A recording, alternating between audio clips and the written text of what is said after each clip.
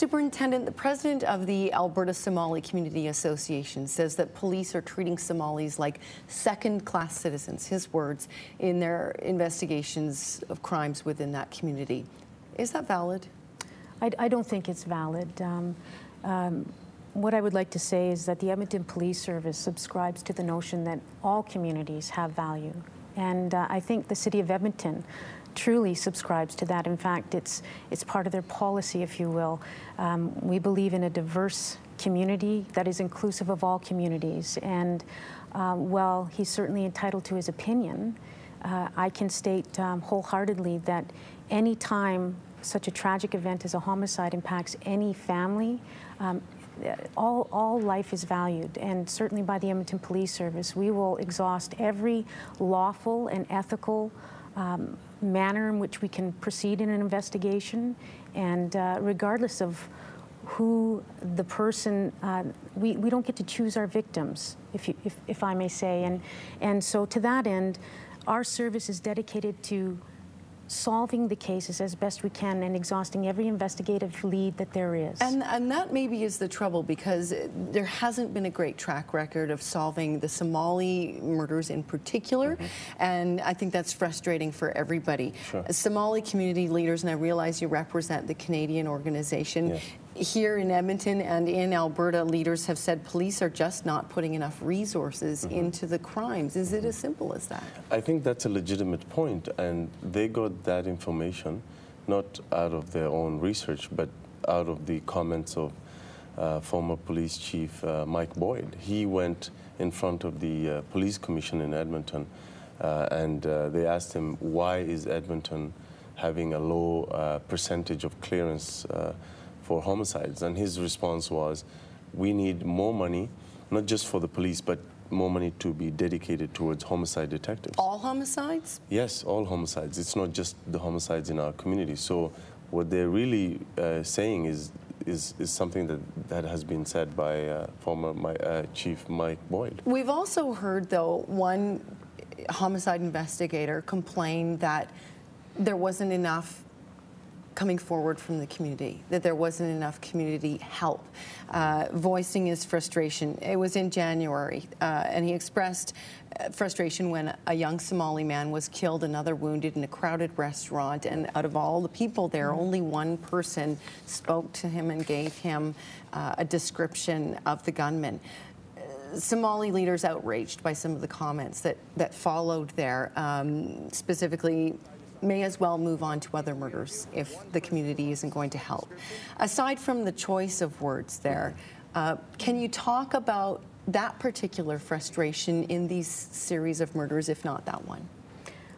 Well, what I'd like to do is talk about our successes, because I think they set an example of what we can do. Yes. And regardless of community in terms of culture or ethnic background, they're Edmontonians. These are Canadians. And I would offer that in 2009, in the Mohammed Khalif homicide, we had two individuals, very courageous, from within the community, come forward and give evidence and testified in court.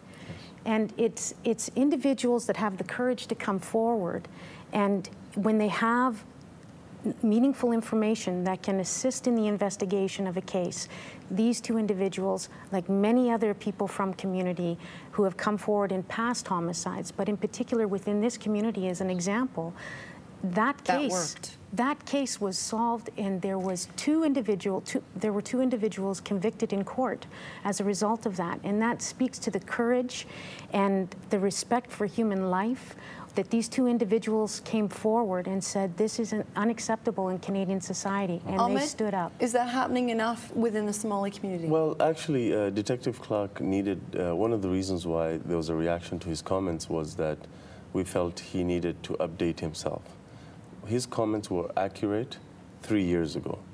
They do not correspond to the reality now. In fact, his own fellow officers have been on record, more senior officers have been on record as saying that not only has the level of cooperation between the Canadian Somali community in Alberta and Edmonton, not only has it increased, it's actually surpassed other communities. Is that because of work you've tried to do? Absolutely. Work that we've tried to do with Crime Stoppers, with EPS and other agencies working with us, because we have knowledge of the community, going into the community and having workshops with respect to how Crime Stoppers works and how do you guarantee anonymity and that type of thing. So to get over fear and mistrust. mistrust. The frustration wasn't with Detective Clark per se, it was with the fact that his comments were really out of date. Okay. Chris, what do you see here? Yeah, I think implementation of programs at the grassroots is a good thing, about cultural sensitivity training, about hiring more officers with ethnic backgrounds, so on and so forth. These are all really good things. And what we're talking about here about bolstering numbers and adding more money to the police service. And I'm not going to argue against that, but I think to really solve a problem, I mean, homicide units in police services are almost 100%, if not 100% reactionary. They're not actually going to necessarily prevent all of the homicides, or any for that matter. And I think what we need to look at a little bit more deeply is the political and social and economic underpinnings or inequalities that exist in our society.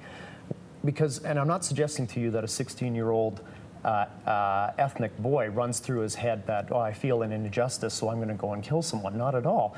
But these injustices lead to things like alcoholism and drug abuse and gang affiliation and dropout from school. And all of these are highly correlated to delinquency, to future criminality, including homicide. The Somali community in Alberta, Canadian Somalis, have asked the Alberta government to form a provincial task force.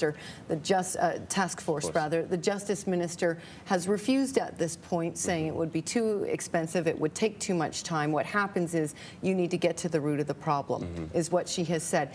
Okay. Is it the drug trade? Is it social inequality?